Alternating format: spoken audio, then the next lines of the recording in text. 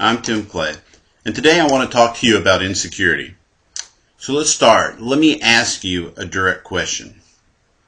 What are you insecure about? If you answer to yourself nothing, well, that's a bunch of horse poop. We all have insecurities. We all have things or situations in life where we feel less than adequate or prepared. For many people, it's their appearance. I'm too fat or I'm too ugly. And for some, it may be self-worth. I'm not good enough. I'm not smart enough. You get the idea. And so the question is, how does your insecurity affect you?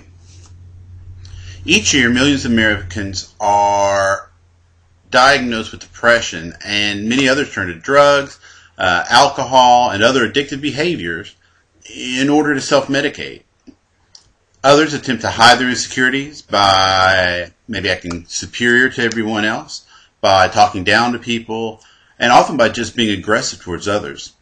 Studies have shown that most cases of domestic violence and rapes are the result of the attacker's need to escape, the escape of the pain of insecurity, and to feel in control.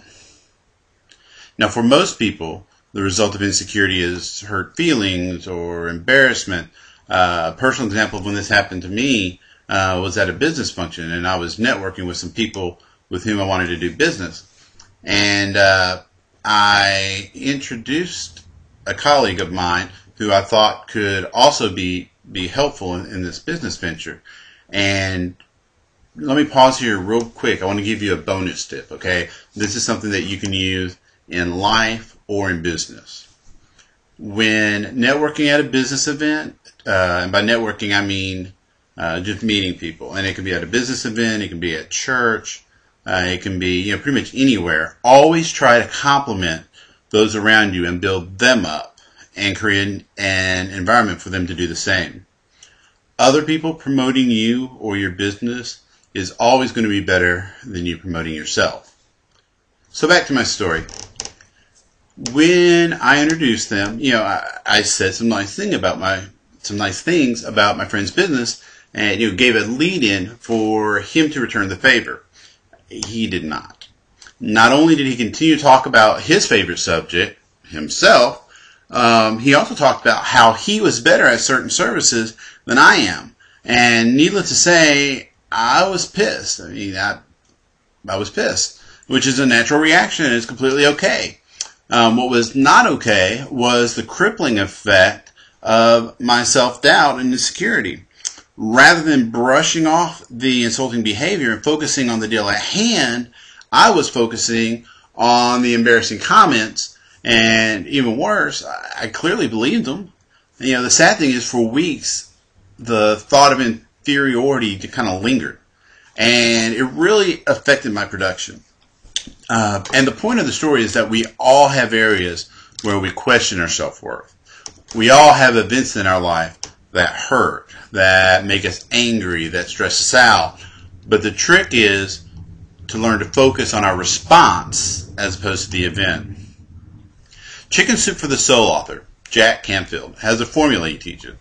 It's E plus R equals O. Event plus response equals outcome. So many times we blame what happens in the outcomes in our life on the actual events. But we fail to realize that the event is only half the equation and that our response to the event ultimately determines the outcome. We can't always control or manipulate the events in life. In fact, usually we have no control over the events in life, but we do have complete control over our response. Let's say we're walking out of a restaurant frustrated about something, and as we're walking out, someone runs right into you. All right, so that's the event. Someone bumps into you. What is your response? Well, you can say something negative, and that might lead to a fight, and then the outcome would be you go to jail. Or your response could be to do nothing, which is perfectly okay. Sometimes that is the best response. Or in the case of Dan Rudiker, he struck up a conversation with the guy. It was a mail carrier, and they sat down and talked for a while. And at the end of the conversation, the mailman asked, Dan, what is a nice guy from Indiana doing here in California? More importantly, what are you doing here in this restaurant? And Dan resisted the temptation to say what was really going on. He resisted the temptation to complain that he had been stood up by a movie producer and simply said, I was supposed to meet a friend for lunch, but he must have forgotten. And he mentioned the name of the producer. And the mailman said, well, Dan, I know him. He just lives right up the road. Here's the address. So Dan, being Dan, he's like, oh, okay, great. And bam, he was on his way. And the result of Dan going to that house was one of the greatest movies ever made. And you might have heard of it. Called Rudy. Say it with me. Rudy. Rudy. Yeah, okay. So you know what I'm talking about. Had Rudy reacted differently, had his response been different when he bumped into that guy, that movie might have never been made. You may be thinking that's a great story. But what does that have to do with my insecurity? Well, think back to the story again. Rudy had just been stood up by the producer. In fact, he had been kicked off the studio lot some 500 to 600 times. He had spent, I think, 2 years or something like that in California trying to promote his story. And certainly he was affected by all the things happening. I mean, he had to have some insecurity of his own that had been building up. But it was his response that determined the outcome. So here's my challenge to you. First, try to identify areas in your life where you feel insecure. Are these feelings based on reality, or are they just self-perception? Do you feel fat because you're actually overweight, or do you just feel fat because of some insecurity? If it is because you're overweight, is it because you're eating too much, or is it genetics? Or perhaps some medical condition? And my point is, if it's something you cannot change, you have to learn to respond in a positive way when those negative feelings surface. If it is something you can change, then either change it or accept the fact that you don't want to change it. The choice is yours. I once heard somebody say, quit trying to fix what you're bad at and focus what you're good at. So I want to close with this thought. You are a winner by design. I once heard actor Glenn Morshower, better known as Agent Pierce from the series 24, say something that changed my life. He said that on that first day of your life, you accomplished the most difficult thing you will ever do.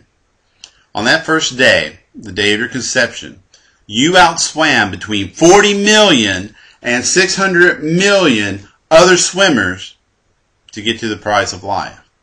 Now think about that. A person is more likely to hit the lottery than to outswim 40 to 600 million other swimmers. You are a winner by design. So when life throws you curveballs, when someone says something to hurt your feelings, when you're having one of those days where nothing seems to go right, are you going to respond to caving, to self-doubt and insecurity, or by acting like the winner God created? I'm Tim Clay, and that's all I've got to say.